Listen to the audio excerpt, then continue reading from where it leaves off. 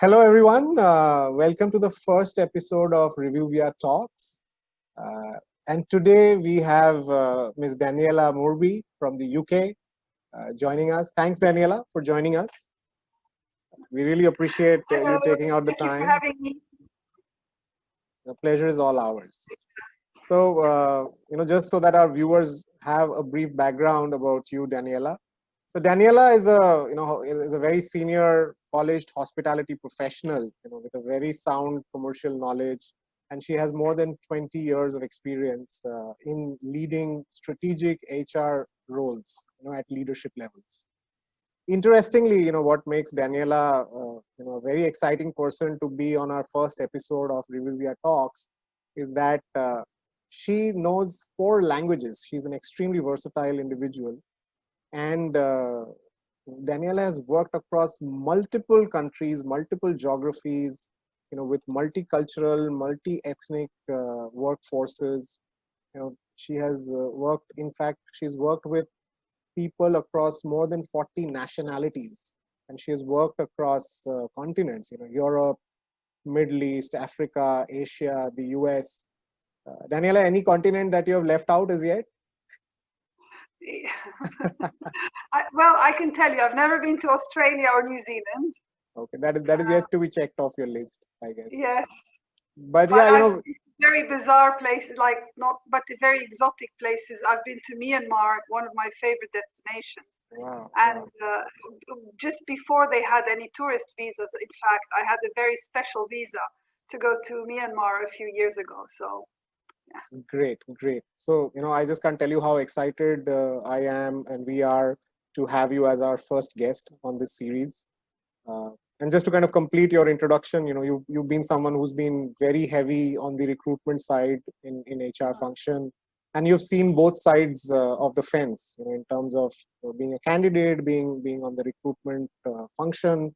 So I think we would be very, very excited to understand from you your views about candidate experience, and which is what today's discussion is going to be all about. So thanks once again for spending time with us to do this. So I'll straight away kind of jump onto a set of questions that we have. Uh, so Daniela, candidate experience is something that that has a lot of far-reaching impact. When it comes to impacting an employer's brand, a company's ability to attract talent. Why do you think it is still not getting the required focus from most organizations? A lot of statistics say that 60 to 70% of candidates don't have a good or a consistent experience even with large organizations. So yeah. what is your thought on that? There are the candidate experience starts from the recruitment process, from the beginning. So when they apply for the application, and I've always said that there's always two hurdles that the candidate has to go through. So you've got the human hurdle and the machine hurdle. When I say machine hurdle, what I mean is the software, the ATS compliance, things like that, which most candidates don't know about. So when an organization is using a recruitment software, it's a smart software, but it's not clever. Possibly, for example, if a candidate is looking to apply for a position in human resources and the candidate has, say, for example, experience in recruitment, and the lingo that the company is using is talent acquisition.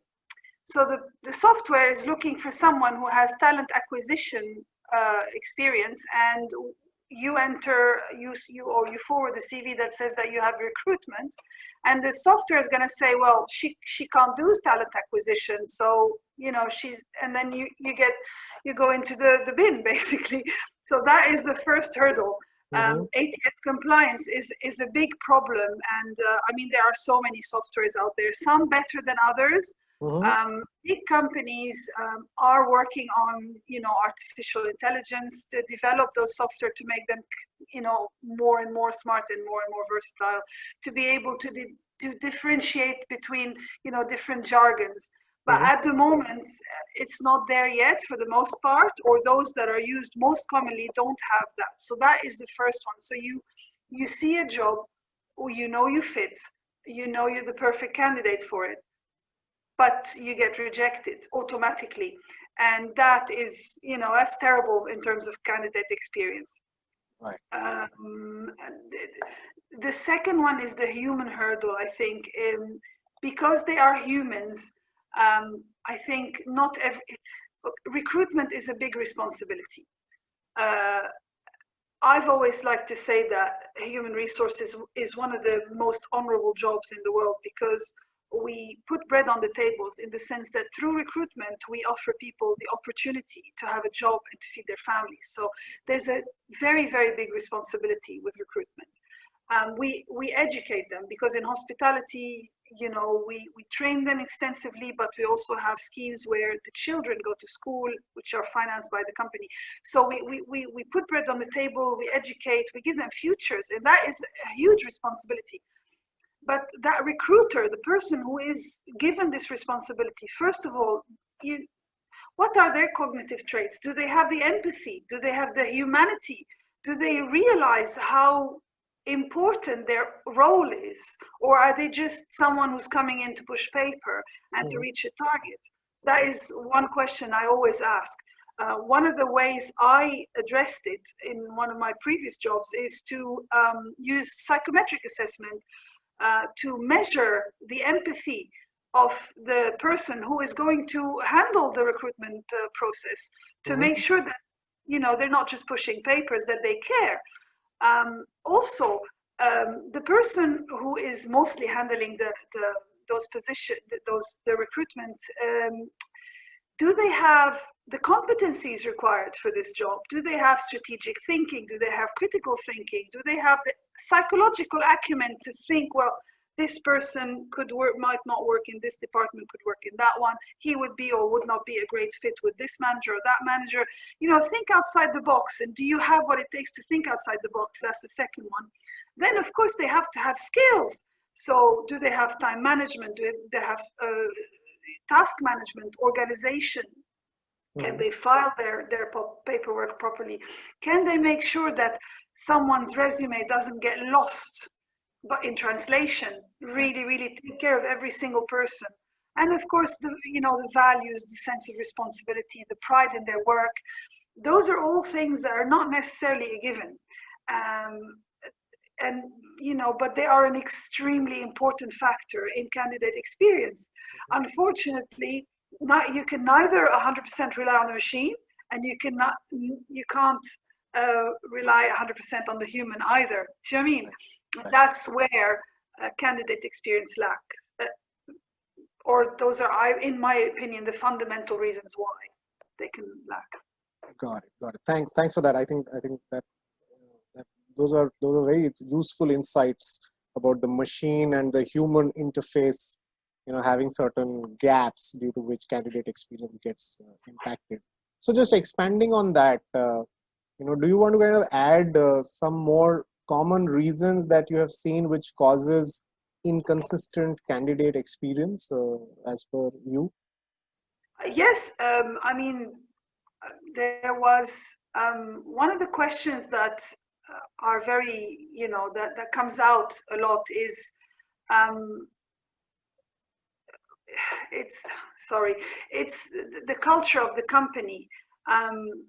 Companies nowadays, I would say, only a very small percentage of companies understand the dangers of a poor candidate experience.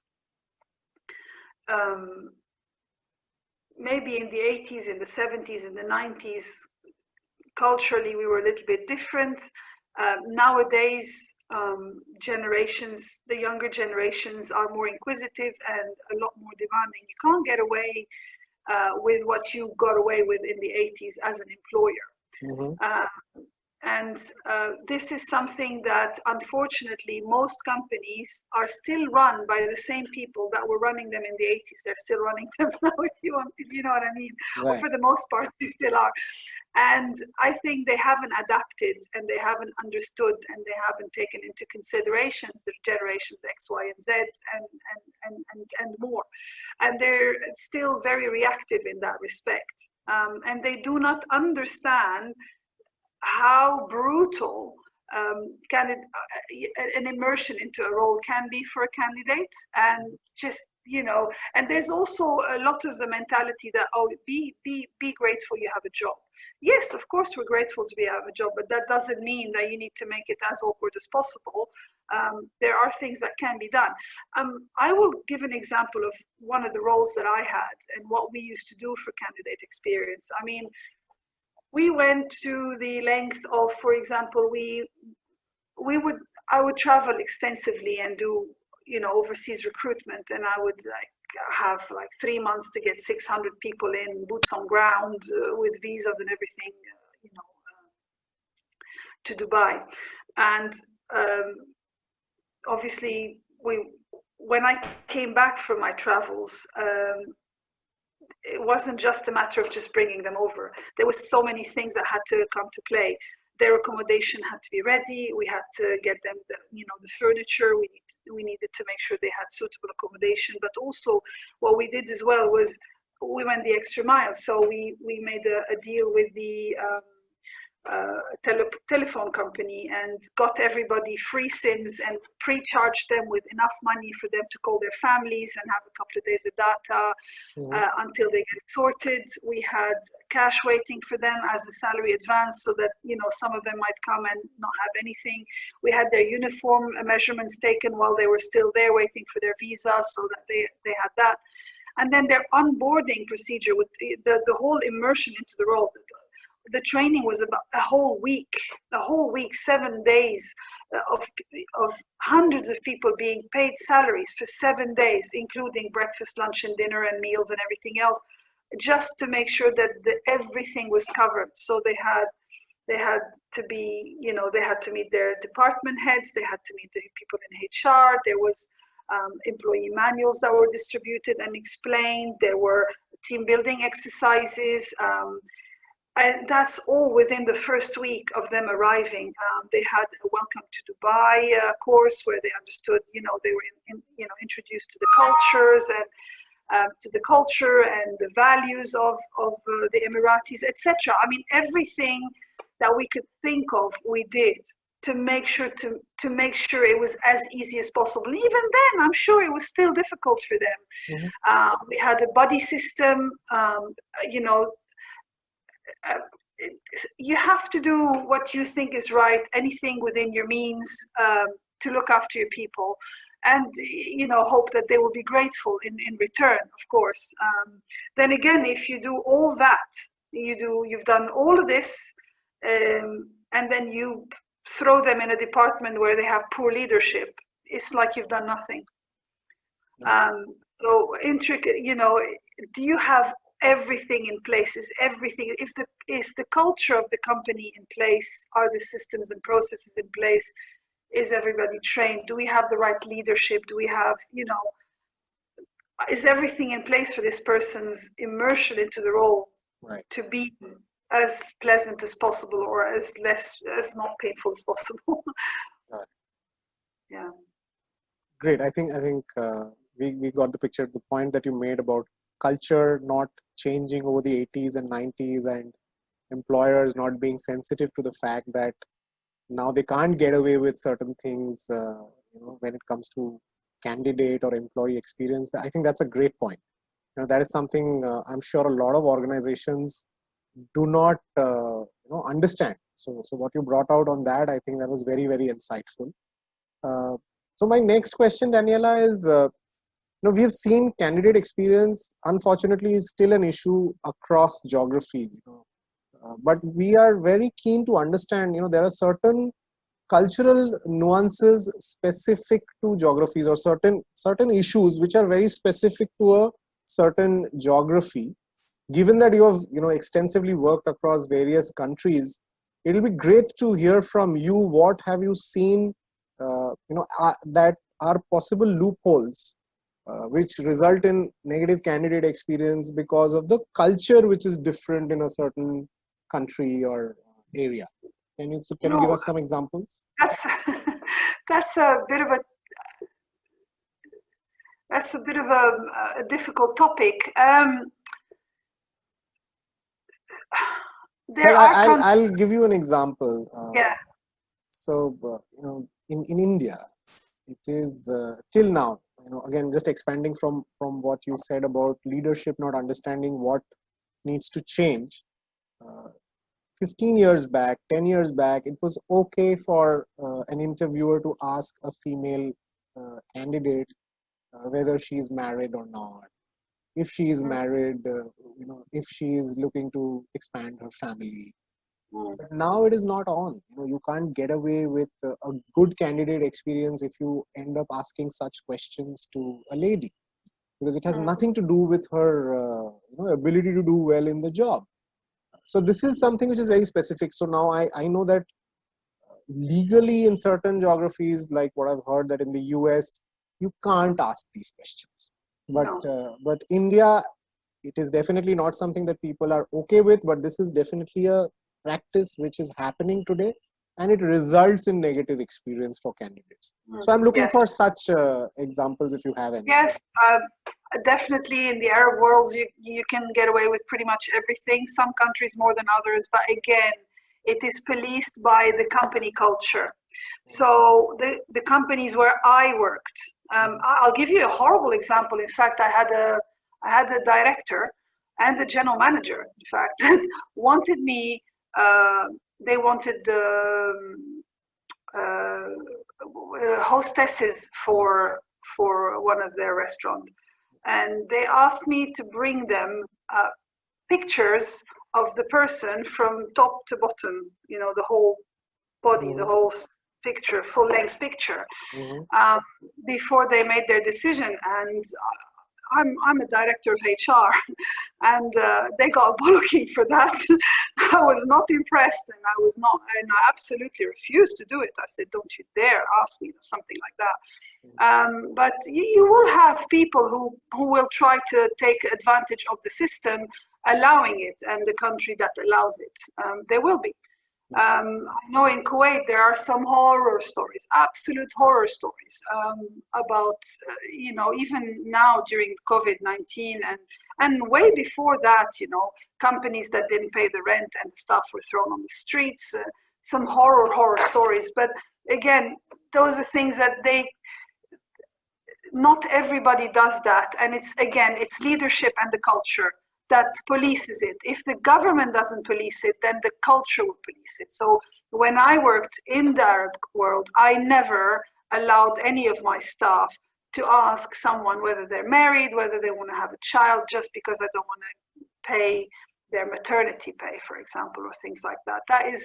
I know it happens, but again, I say leadership and where you want to go with your company, and what value proposition you want in terms of employee branding, etc. How you want to be perceived in the market as an employer, and again, it's also have to do with your code of conduct and morals, and the morals that you have, whether you have a moral compass or not. Yes, it happens in a lot of countries. Yes, it does, and you're absolutely right. Maybe I'll push you a little. So while you gave one example of the Arab world, any other country-specific examples that you can think of? No, because not so much. There are horror stories, but in my case, not so much, because I just don't do it. Right. I personally, on a personal level, yeah. I'm a woman, and I've had some bad experiences in a sense, but I'm very, very strong, so they can't get the best of me. But you name it. Right. But you do agree that this is an existing issue. Oh, absolutely, it is. But the thing is, look, I'm in Europe, and I'm in England, and it's one of the most fairest, countries in the world, and I absolutely I really think they work, they worry so much about the employee that almost to the detriment of the employer, or definitely to the detriment of the employer, which is fine. I respect that, because there's so much vindictiveness out there that people need to be, absolutely, they need to be protected. Sometimes I would say that they're overprotected, but that's fine. I think that the spirit of the law in England and in Europe in general is they made it in a way where you cannot get away with being vindictive. Okay. And I like that, because I think vindictiveness is the biggest problem we have around the world with employment. Oh, you resign? No, you don't have to resign. I'll fire you instead. Things like that, where it's just a matter of power versus fear, honor versus shame, rather than right versus wrong. And that's, I think, is a big problem. And I think the Europeans have nailed it in terms of doing, writing the law in a manner where people are really genuinely protected. And I like that. And also on top of the law, there's an overall culture here, to nurture employees, give opportunities to people that with disabilities, the utmost respect, to people who are different than us. They're not mainstream, and that's something that I think is totally commendable. And I would like to see it a little bit more in other countries, such as India, such as Asia, such as the Middle East. It would be great. But then again, it exists. I mean, it's there. In India, there are a lot of people like that. They're just as fair and as wonderful as, the Europeans, and in the Arab world as well. But it's, rather than it being something that is policed by the law, it's something that is a personal decision. Right. Yeah. Got it. Great. Thanks for your response on that question. My next question is, if you have to give out a few suggestions to organizations, basis your experiences, like you said, how you ensured candidate experience, 2-3 simple fixes or solutions that you can suggest, which organizations can use quickly to improve their candidate experience. Yes, I mean, quick fixes, policy systems, procedures, processes, process mapping are very important. A lot of companies, they just touch and go. Everything's like, oh, we'll play it by ear. The best thing you can do for your company is have a proper manual of human resources policies and procedures, with everything and all the process maps and every eventuality covered.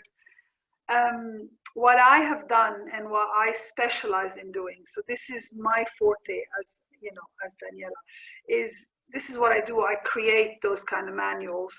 I do bespoke manuals that are tailored to the organization culture and structure. And they're all bespoke. So that's most of the reason why I was headhunted from one job to the other. So those policies are incredibly important, because how standard is the most important element of quality. You have to standardize, Right. And in order to deliver equality and fair treatment, you have to have policies, and they have to be across the board, and there should be no exceptions. Right. So that would be first fix. The second fix is extensive training. So make sure that whoever deals with recruitment is trained to deal with recruitment. They must not only have the skills and the education, but also the competencies and the moral traits that are required to perform recruitment. But most importantly, both of those are absolutely irrelevant if you have a leader who does not walk the talk and talk the walk. So what's the point in having the most amazing recruitment manager that does everything right, that builds relationships and connects with the individual, They go through the recruitment processes, as well as possible, and they do it by the book. And comes to the chairman, he goes, "Nah, get my cousin instead," or I don't know, something. So yeah, I mean, leadership is key. I know I've worked in enough companies, and with enough, I've done enough projects to know that it's absolute key. Leadership is key.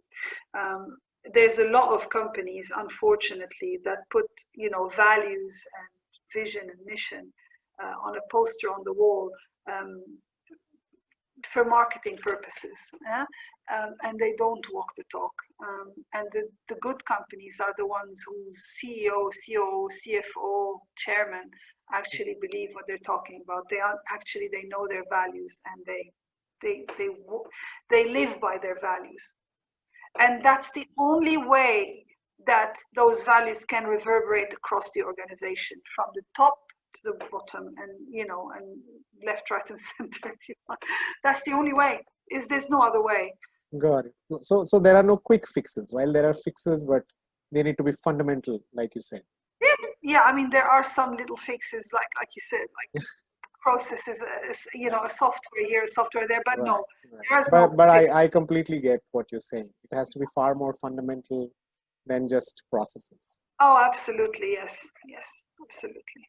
Great. So just building on the point that you made, the companies, there are organizations who have this culture, who are doing a great job of delivering candidate experience, which is good, and doing that consistently.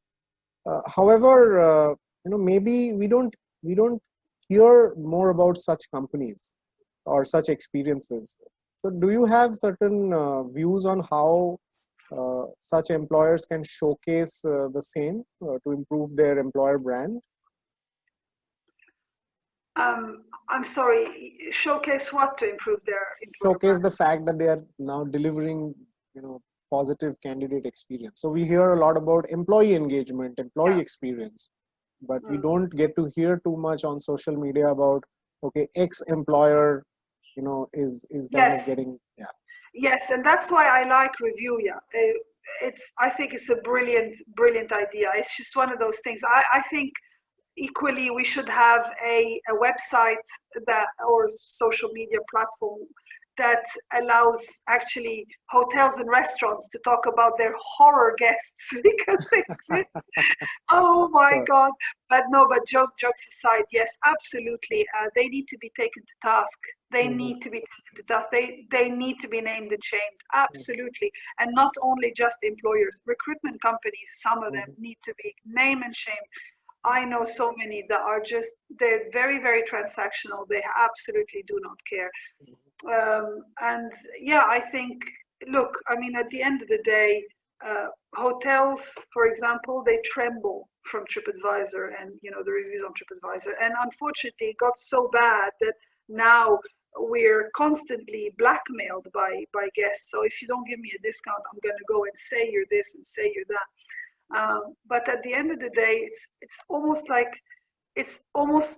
I would say it's a good thing that there is accountability somewhere out there. That I think we all need to be kept on our toes, and I think employers and companies need to be kept on their toes with regards to employee experience. I think it's healthy. It's not a bad thing. And I really, really hope that your website grows and becomes international, and everybody. Fingers crossed. Yeah, absolutely. I think it's important. I think it's very, very important. I want them to. I think every employer should be worried about that, and realize that if I don't do what's right, then I'll pay for it eventually. Again, it's going to take time. The problem is it's so difficult to quantify how the financial impact, if you want, of a bad candidate experience on a business. It's difficult to quantify, but if you thought about it, really, really thought about it, how much money would you pay, or what's the value you put on loyalty? Loyalty is incredibly important. And if you can't get employees loyalty, then you'll never really know what they're doing during their working hours. You'll never ever know what's happening to your stock. You'll never ever know if they're always doing the right thing behind your back. Loyalty is incredibly important for you to be able to deliver the quality of customer service or excellence, or whatever your business is, if you don't have that loyalty and that buy-in. So maybe you can't really quantify it, but can you imagine how damaging it can be if you just, maybe you can't put a number on it, but I'm sure you can, if you think about it, I'm sure you can realize how bad it is, or it can be, if you have no loyalty. Sure. So maybe there is one metric which can be quantified, but I think the correlation of that metric with candidate experience is something that I want to take your views about, which is, candidates dropping offers. So they accept an offer and they don't join you, right? Or they go through the process, and while the employer is ready to hire the person, the candidate declines the offer for whatever reason. And that's a wasted effort, right? So do you think, a bad candidate experience has a lot of bearing on the eventuality of a candidate joining you or not? Yes and no. I think it depends. It depends on the candidate's circumstances as well. There are, unfortunately, a lot of candidates that are desperate for the slightest bit of money extra, and they'll go for a little bit more if they get the chance. So, I mean, it's not always employee. I remember rejecting a role that paid substantially more because I was offered the job I really, really, really, really wanted, and the company that I really, really wanted to join. And I rejected the offer, although I could have done quite a bit of money, being with them. But anyway, so yes, it depends. But employer branding and the reputation of the employer is very important. The better your reputation, the better you're known as a decent employer, the less likely you are to lose candidates or having candidates drop. There is a fact. So yeah, I mean, I suppose Google doesn't get a lot of candidates dropping. I don't know. Absolutely, Google, Amazon. These organizations are consistently rated high, in whatever social media posts we have seen about their candidate experience. Yes. So again, it's the same and you'd be surprised. I know that, your website is still new, but the word of mouth is incredible. I can pinpoint, I mean, I lived in Kuwait for 10 years, and I can pinpoint every single company, the big ones or medium to large ones, and I can tell you which ones are good, which ones are bad, from the horror stories I heard about them or the good stories I heard about them. So candidates know. And say you have, I don't know, somebody's paying you 10 and somebody that has a very good reputation, and another one's paying you 9.5, but they have 10.5, and they have a bad reputation. You'll say, well, I better not, take my chances for that little bit of money. I'd rather go and join a better company. And can you blame that person? Of course not, because at the end of the day, people need security. And your reputation as an employer is going to determine whether these people feel safe or not. And the way you treat them during recruitment process is going to make them decide whether or not they feel safe joining your company or not. Got it. Great. I think that's a great response. So we are coming to the last question of our session today, Daniella, and you did touch upon it. When you said that it is important for the recruitment manager or the interviewers to be trained effectively. So my question is, do we see companies training their interviewers sufficiently to ensure that the interviews are effective and the candidate experience is also good? And if you think that they are not, what kind of interventions are required in your view? It doesn't matter how much you train or how little you train. Again, it's about whether these people have empathy and whether they have moral compass. yes, I mean, there are a lot. I mean, my company's always trained. They were very well trained. And I mean, I've had different types of people in my recruitment departments. I had people that came from a long, from several years of experience in recruitment, and I had people that were starting their career, from scratch, and they had no experience at all. But the common trait was that they were people with an incredible moral compass, very, very high levels of empathy, really, really people oriented, and of course they had a lot of loyalty towards me, and I had a very, very good relationship with them. I mean, I left one of my jobs. I left about 8 or 9 years ago, and I still get text messages, and I've got some of my staff, actually, or ex-staff. They come and spend Christmas with me here in the UK. They come and visit me here in the UK. I mean, that's the kind of relationship I had with my team. And I know that they were always, always, always determined to do the right by me and by the department and by the company. So there's that. But I will say it's not so much about intervention. It's about the culture and how convinced they are about, or the company is about, the benefits of a good onboarding process and a good recruitment process and a good, career path in the company. This is, I think, key. This knowledge, this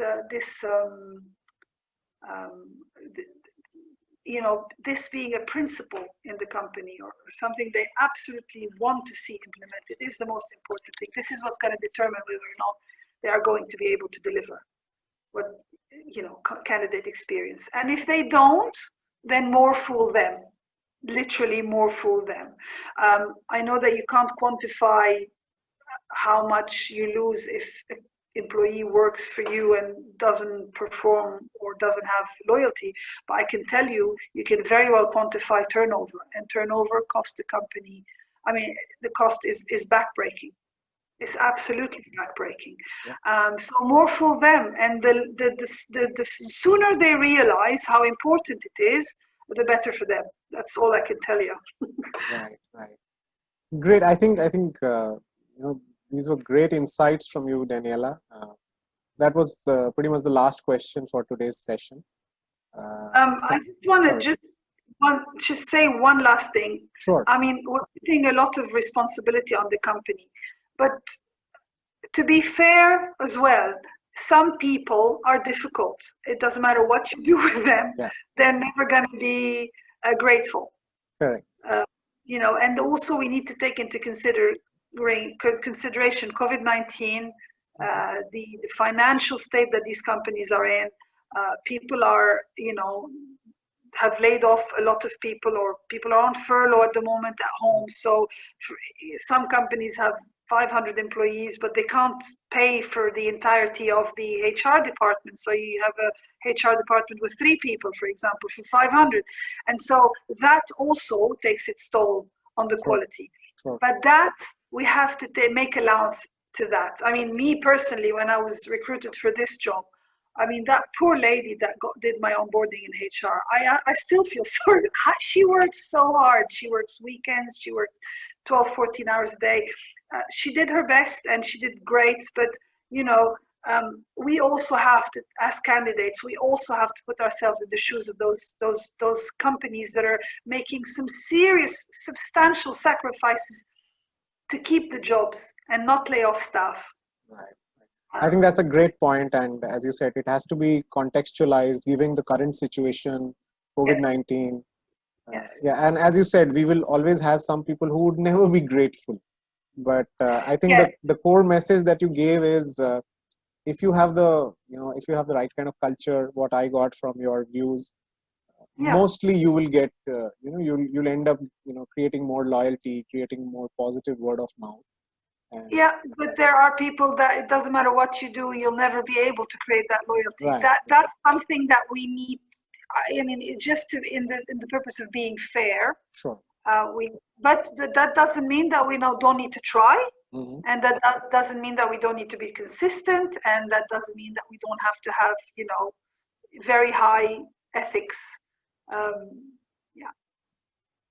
Great. I think, these were really, really good views, some really great insights, some peek into how things are different across geographies when it comes to recruitment and candidate experience. I think our viewers would really love to, hear about your responses, and I'm sure they would have gained a lot of value from this session and your insights. So thank you Yeah, again, Daniela. We I would really say, appreciate yeah, I your would time. just, anybody who watches this video, I would say go on the website, Reviewia, and share your experience, tag the employer, let them learn from their mistakes. Don't be vindictive, be honest.